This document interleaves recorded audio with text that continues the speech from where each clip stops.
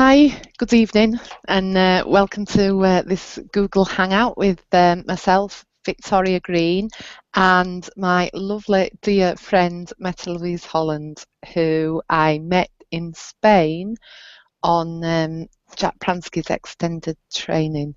And tonight we're going to talk a bit about getting stuck and letting go.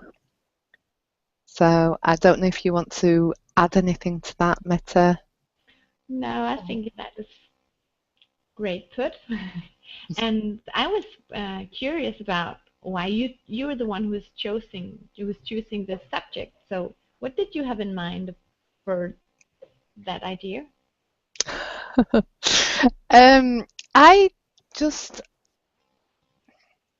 I guess over the past 12 months, I've done a lot of training in regards to like the three principles, and I've had quite a few insights, and a lot has been going on for me. But one of the biggest things that I keep coming back to is this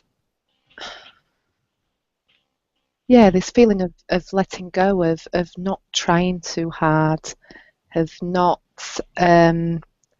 planning too much, and it just seems a recurring theme. So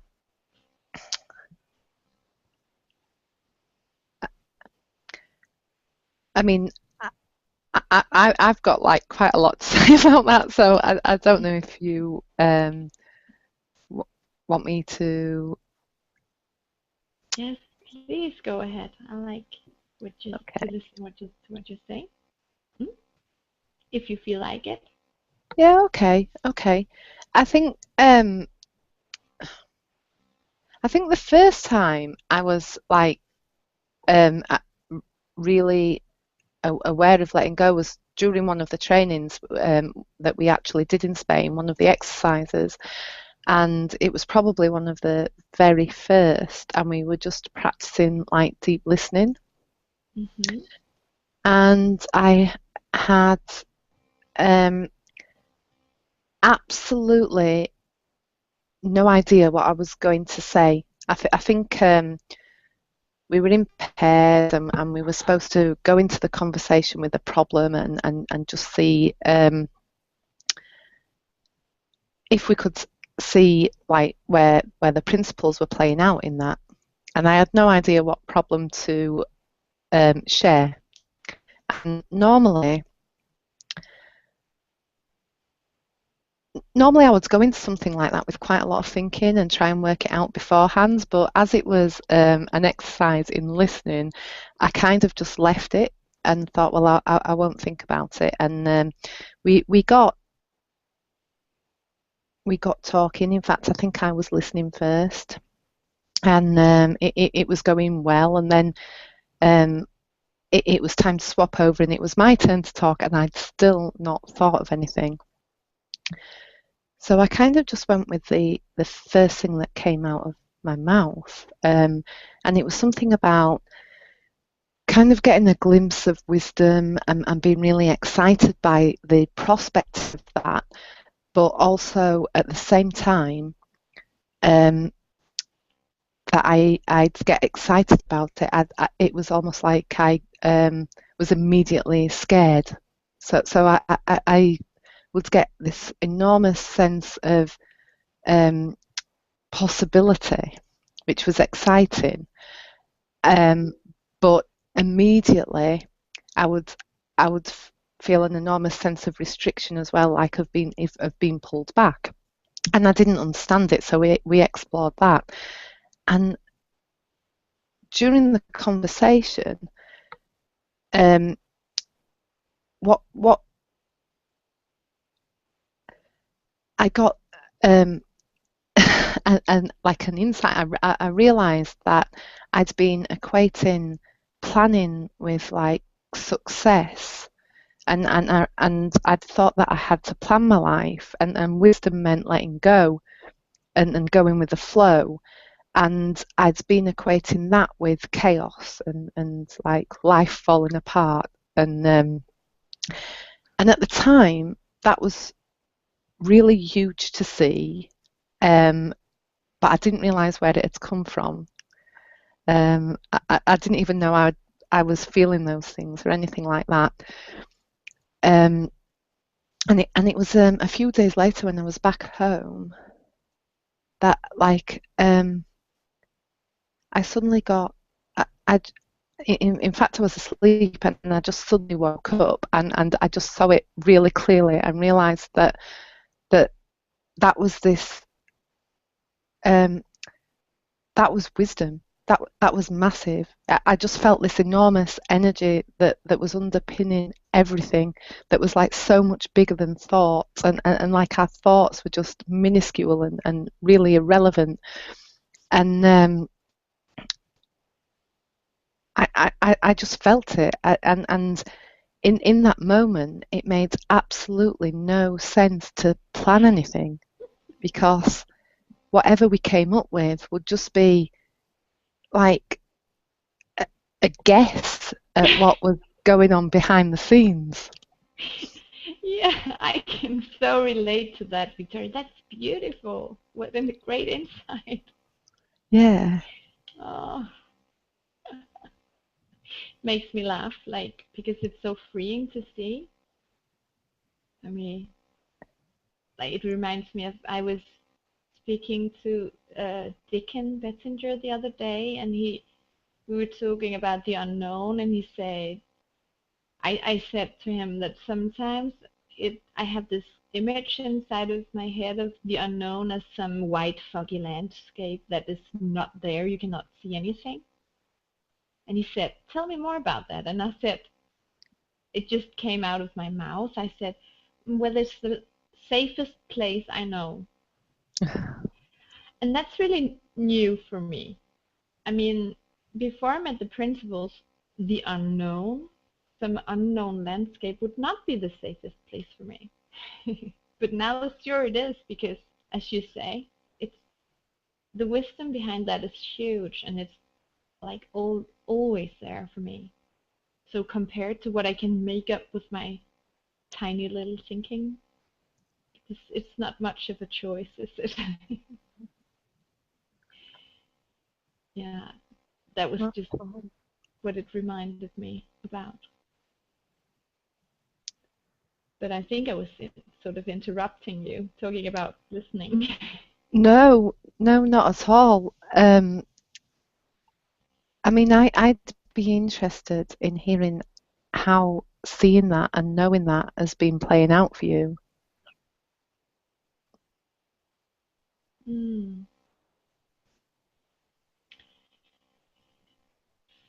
I think it it did not come from one insight. Like sometimes seeing something new does, like what you were describing, we just sometimes see at one point something really new. But for me, it was just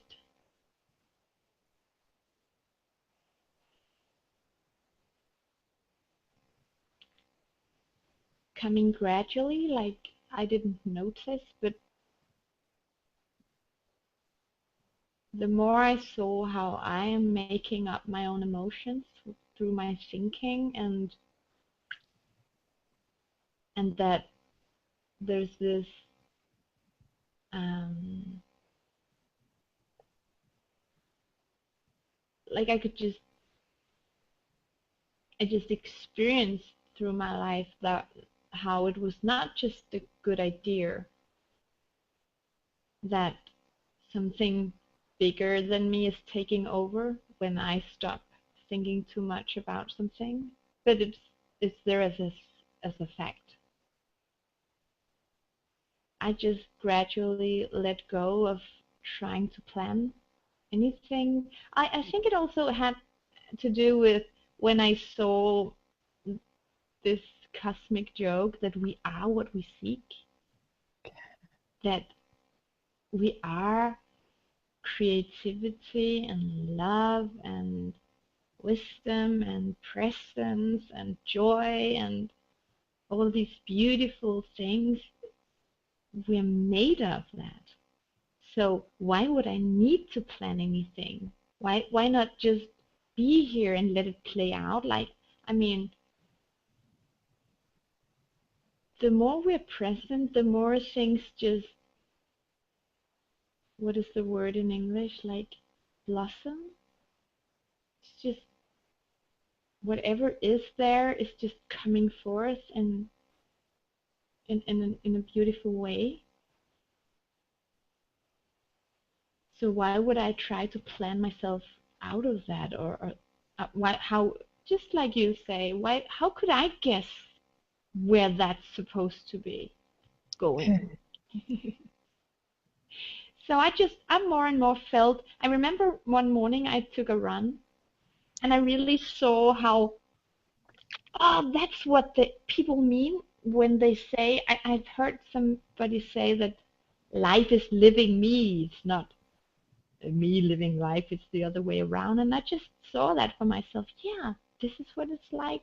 Life is living me, and I'm just following through and having a really good time while it's doing its job. Yeah. So for me, also because I can, like I said, it's not just a good idea. It's really there for us. And one small insight from the unknown or the wisdom or mind is doing such a difference compared to when I'm striving to achieve something. So I was thinking, one example is me and my weight. I mean, I strived for 10 years to lose weight. I was working so hard and planning and thinking about it and stuff.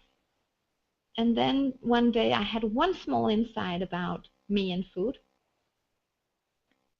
and literally without me noticing, I lost more weight than I had ever hoped for. It was just happening. So that's, for me, that was a really good example to wake up to this truth that striving is not working. Yeah. It seems like there's an easy way and a hard way to go about everything, and trying trying to get somewhere is definitely the hard way. It is, isn't it?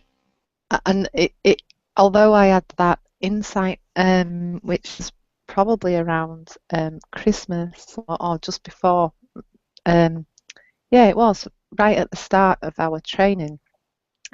Back in It, October. yeah, it seems like I've had to relearn that lesson or see it like in many different scenarios. So at that time I was doing like a lot of planning around building a business and everything, and a lot of trying and not not I'm going to say not getting very far, but I had this to-do list, and I noticed that for pretty much about a year I'd had the same things on it. And so it's like all I've done is just carry them round for a year and not really get very far. And that's like how trying and being busy was getting me, and so it was kind of letting go of that. And I had made some changes with my diet, but because I was supporting other people making changes, then there were even more changes that I wanted to make, and so I was constantly trying to like control what I ate and make little changes and do what I saw as cleaning up my diet. And it felt like I'd take like 2 steps forward and 5 steps back, and I'd just be reminded of the you know, like just let go, just I think it got to the stage where I was like, right, just for a month, I'm going to eat exactly what I want to eat, and Yeah. just notice what's going on. And it was for about a week. I did just eat whatever, and noticed and was aware of how I was resisting things or not resisting them, and what was going on for me. But after a week, it was just like I automatically ate the things that I've been trying to eat. Wow. Like without any kind of checklist or forward planning or anything like that. And I was just like, I can't believe I've been trying for so long. And all I had to do, in a sense, was stop trying. Yeah. And I think you said, Meta, it's becoming more aware in that, and more present in that moment.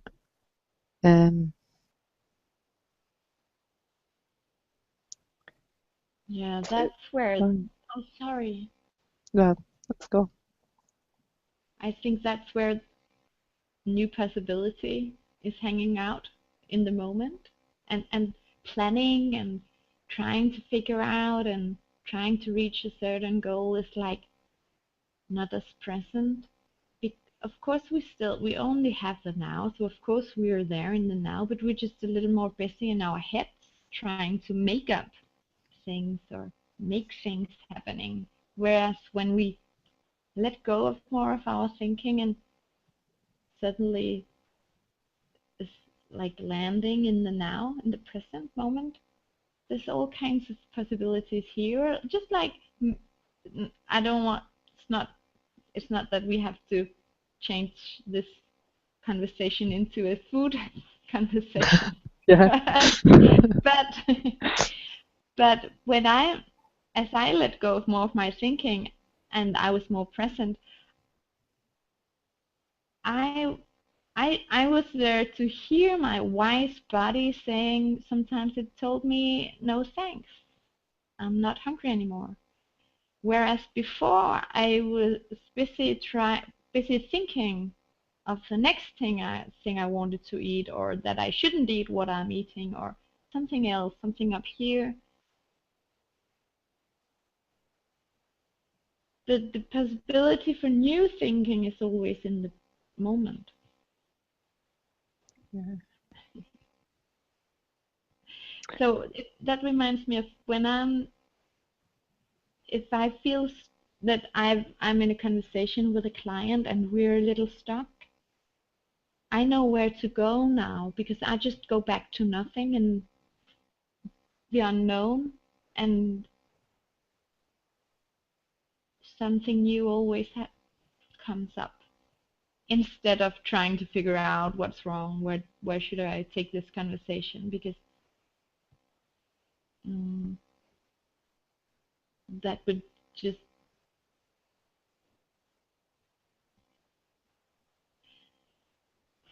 the ultimate reason for me is to, or the ultimate problem solver is for me somewhere in the unknown, in the present moment. I like that. Like that. I just what I let go of like recently is what I didn't even realize that I did was I let go of the need to do something right. I realized that I wasn't trusting myself to be, because I always thought there was a right way to do everything. You know, like at school, I was quite good at learning, and I loved learning, and that it was like you get told a lot of things, and then you get tested on them. And when I started my job in IT, it was like people you go through an induction and people tell you all about your job and what to do, and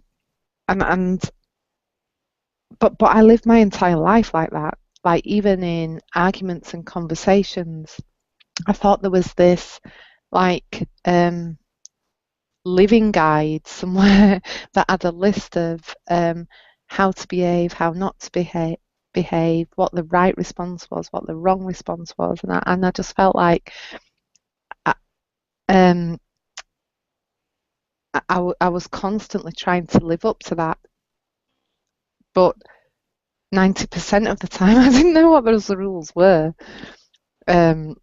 So as well as trying to live up to them, I was trying to find out what they were, kind of thing. And it's a huge, massive, constant effort that just takes you away from the present moment. So in letting go of all that, in realizing that, and I think that's one of the things that really excited me when I realized that there was this natural intelligence and like this wisdom that just had all the answers. And I used to think, oh, okay, as long as I'm connected to that, as long as I'm sensing something in this quiet space, I've got all the answers I need. But again, if nothing was showing up, I'd start thinking, well, what's right? Like, what do I trust? And in letting go of all that, I've realised that actually just whatever you are, however you show up, whatever you do in each moment is right. Is exactly right. It's exactly where you need to be and what you need to do. To I can't remember how you put it, Meta, but you said to get something like to get pulled along in this life. Like, well, yeah, I don't know. Yeah, that reminds me of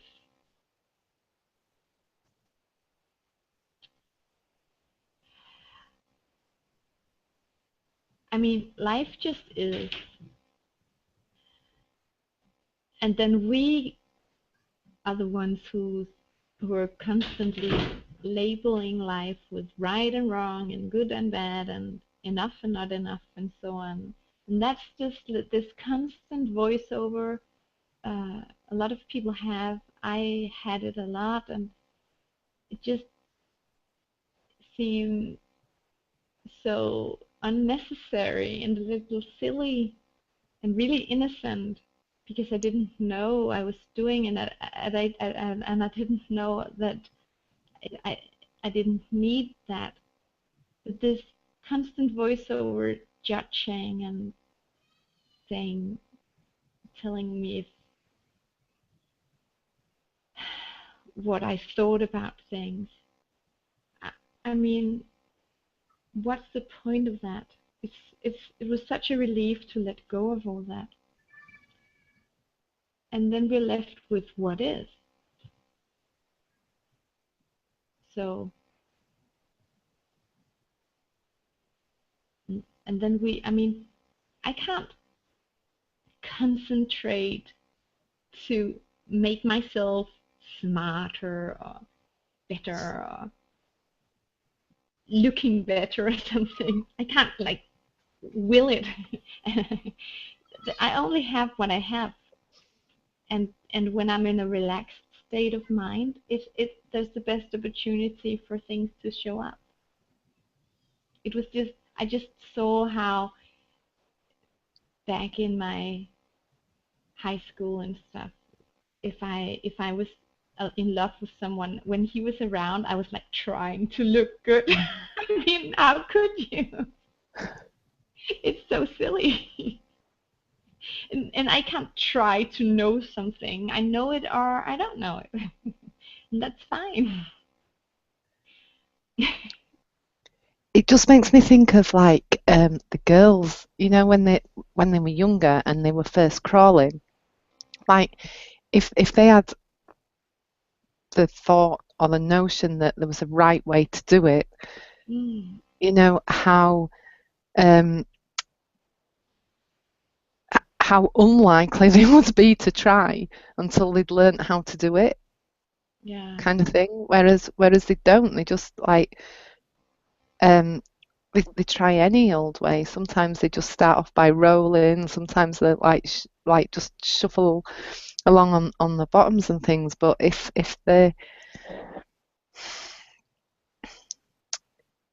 they were already like, if that was how we came into the world with an idea of a right way and a wrong way, I think it would take us a long time Yeah, exactly. to Because pick up some of those things. yeah, because we'd go to our head to check if it was right instead of listening to our wonderful wise body telling us, I can sense that I should go on my bottom now because that's what my body wants to do.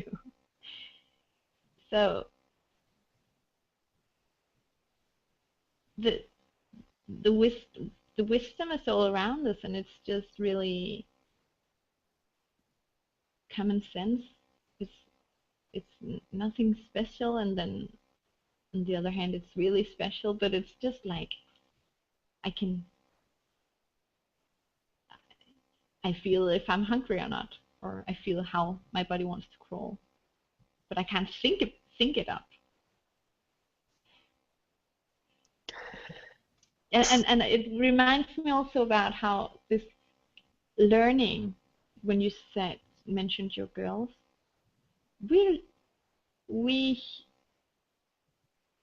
will, if we don't stand in our own way with limited thinking about what I should do and shouldn't do and stuff, what will the other people think of me and what I know and what I don't know and what I'm able of and what I'm not, then we're just little learning machines. I think that's Dickon Bettinger's term. Like we just designed to learn new stuff. So letting go is a really good way of learning more as well. Of allowing the new to come in. Yeah, exactly. I think right now I'm thinking that this judgmental voiceover is sort of a disturbance from letting go. So it's a great thing to when you see that you can let go of that. Yeah, definitely. I find it liberating.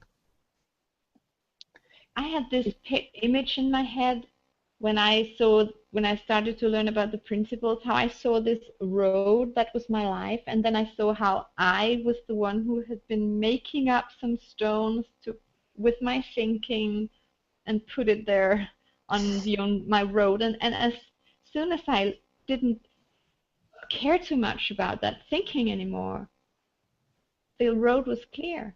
I could just go. I was the one who had decided that I'm not the type who does this and that when I really wanted to do it. Yeah. I think you were saying something. No, I think that's beautiful. I think it's a beautiful way of putting it and demonstrating just how clear and easy it is when you do let go of trying to control things and create specific results. Yeah. Yeah. And as soon as you get a glimpse of how poor these results that you've been striving so much for are compared to what life has for you if you let go, it's like it's quite easy to let go of these made up restrictions. Yeah. Like when I saw in my job as a psychologist, when I saw that whenever I was thinking innocently because I wanted to do a good job, whenever I was thinking of how am I doing? Am I doing good enough? Could I do something more? Or what could I do right now with this client? What do they think? Whenever I saw, I don't need that. I can completely let go of that, blah, blah, blah, blah, blah. And then there'll be so much more space for new things to come up. That's just one example. I mean, I see it countless ways, countless places in my life, how if I'm getting stuck, I know that I definitely have made that up myself through my own thinking, my personal limited thinking, and I've done it completely innocently, and it's fine, and I don't have to hold on to it. And then it's not that hard to let go. Yeah. Just I think I might have already said this, but I just find sometimes the trying, well it's a trying that keeps us stuck. It kind of keeps us paralyzed, and now it's one of the first things that I like try and share with people is just this slowing down, and rather than um yeah rather than trying, just notice, just just notice what's going on, and allow yourself to be. Yeah, I like that. Being is really underestimated many in many minds. Oh yeah, there's a big focus on doing. Yeah, and that's really when you say that, it reminds me of being is like consciousness and doing is like thought. And consciousness is who we are, and thought is like this coming and going, coming and going. We don't have to hold on to something that we already are, because we are that. We can always fall back into that. In fact, we're never out of it because we are it. And we don't have to hold on to this coming and going either, because it's just coming and going. Anyway. Yeah, I think they're trying to change it, and they trying to get somewhere just keeps all that doing and all that thought present and denser. Mm, yeah. And Like I had a perhaps client, sorry. I was just going to say, and perhaps hides who we are actually being underneath. It makes it harder to see, harder to notice. Yeah. Yeah. We just have more of the same and less new. I came to think of a client I had. She came with stress Right. last week, and in the end of our conversations, she said that I'm just trying so much to figure out how I got here and figure out how I'll be going somewhere new. And I said, please don't. Um, I suggest you, until we see each other again, let go of all that. Don't try to, don't think that much, and don't try to figure out anything, because your mind is a little busy now, and it would be really great for your system to relax. And that was all I could say, because our time was out. And then she came the next time, and she was a whole new person. She was just, I'm so happy. It was, and my husband just said, welcome back after 7 years in your head. It was so great just not to think. I didn't know you could do that. And it was like her own wisdom had just taken over just because somebody told her she didn't have to figure things out. So it was a good example for me how we can really get stuck by trying to get somewhere.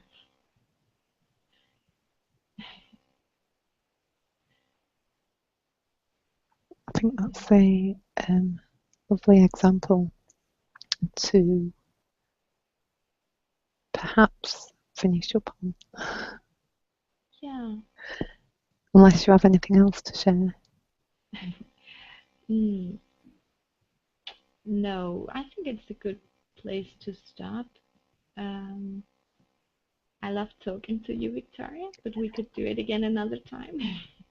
I was just going to say, Mette, it's just like so lovely. When we chat, I always just find it would be so easy to go on and on. Yes, me too.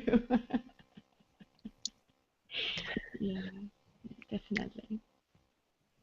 But what if anybody wants to get in touch with you? How would they do that? I think the easiest way is to find me on Facebook with my name, Mette Louise Holland, because otherwise I'd have to spell the long Danish web address or mail address. I won't do that. I'll let go. And how about you, Victoria? Exactly the same. Facebook, Victoria Green, is by far the easiest way. And even if somebody sent me an email, I get so many that I just don't get a chance to look at them. So Facebook would be best. Great. Yeah. But see you soon again. Yeah, it would be lovely to talk again soon. Yeah. Yeah. Take care. Bye. Take care. Okay, bye.